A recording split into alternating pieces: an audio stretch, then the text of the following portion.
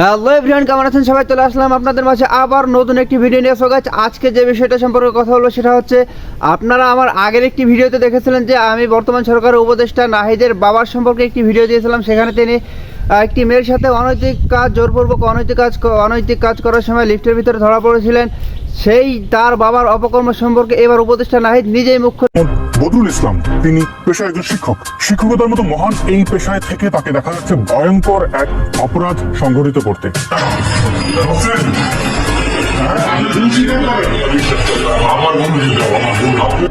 2024 সালে সংগঠিত হওয়া বৈষম্য বিরোধী আন্দোলনের অন্যতম সমন্বয়ক মোহাম্মদ নাহিদ ইসলাম, তার পিতার নাম মোহাম্মদ বদরুল ইসলাম।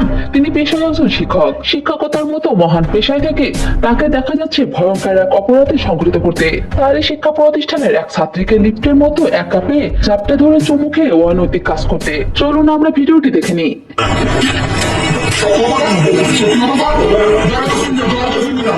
ভিডিওটিতে দেখলেন উপদেষ্টা নাহিদের বাবা বদরুল ইসলাম তার এক ছাত্রীকে ধর্ষণের চেষ্টা করছিলেন। এই অপরাধের জন্য নাহিদের দায় না থাকলেও তার দায়িত্ব আছে। যে অপরাধটি করেছে এই অপরাধ অবশ্যই ধর্ষণ পর্যায়ে পড়ে। ধর্ষণ বলতে আমরা জানি কাউকে তার ইচ্ছার বিরুদ্ধে গিয়ে সঙ্গ নেওয়ার জন্য বাধ্য করা। এই ঘটনাটি দেখে বোঝা যায় নাহিদের বাবা বদরুল ইসলাম এই অপরাধ এর আগেও একাধিকবার করেছেন। তিনি এই কাজে পারদর্শী। না হলে একজন শিক্ষক কিভাবে তার মেয়ের বয়সী ছাত্রীকে জাপটে ধরে চুমু খানো অনৈতিক কাজ করেন? সেই অনৈতিক কাজ ও চুমু খাওয়ার সিসিটিভি ফুটেজ আমার কাছে আছে, কিন্তু সামাজিক যোগাযোগ মাধ্যমে আমরা সবকিছু উপস্থাপন করতে পারি না। নাহিদ ইসলাম বৈষম্য বিরোধী ছাত্র আন্দোলনের পক্ষে দাঁড়িয়ে শিক্ষার্থীদের অত্যাচার, নির্যাতন ইত্যাদির জন্য আজ উপদেষ্টা হয়েছেন।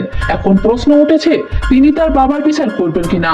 যখন উপদেষ্টা পদে নাহিদকে দেখেও তার বাবা এ ধরনের পৌরুষপূর্ণ আচরণ করছেন, তাহলে এই মনস্টারকে না থামালে ছাত্রীদের নিরাপত্তা দেবে কে? ধর্ষণ যিনি করেন তিনি সবসময় অপরাধী। নাহিদ দেশ নিয়ে ভেবেছেন, কিন্তু তার বাবাকে নিয়ে কি ভাববে? এখন কথা হচ্ছে, আমরা পত্রিকা মারফত জেনেছি নাহিদ বিয়ে করেছেন। আমাদের অনুরোধ, নাহিদ যেন তার স্ত্রীকে তার বাবার থেকে দূরে রাখেন। আপনাদের কাছে আমার অনুরোধ থাকবে, আমার ছবি যত কম প্রচার করা যায়। আমি তো পালায় পালায় বেড়াইতেছি এই কয়দিন ধরেও। তবে এই বিষয়কে নাহিদ পুরোপুরি ধামাচাপা দেওয়ার চেষ্টায় আছেন। আমরা সম্প্রতি সংবাদ মাধ্যমে দেখেছি নাহিদ বারবার অনুরোধ করছেন তাকে গণমাধ্যমে বেশি প্রচার না করতে। অবশেষে একটাই কথাই বলবো, দীর্ঘ 15 বছরের রাজনৈতিক দলকে পতন করতে শিক্ষার্থীদের বেশি সময় লাগেনি।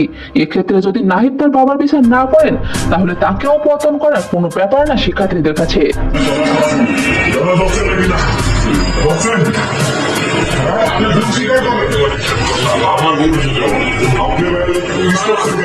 তো গাইস, আপনারা সম্পূর্ণ ভিডিওটি দেখলেন এবং এই ভিডিও সম্পর্কে আপনাদের মূল্যবান মতামত অবশ্যই জানাতে ভুলবেন না। আপনাদের মূল্যবান মতামত কমেন্ট বক্সে জানিয়ে যাবেন। দেখা হবে আপনাদের সাথে অন্য কোনো ভিডিওতে। ভালো থাকবেন, সুস্থ থাকবেন। আল্লাহ হাফেজ।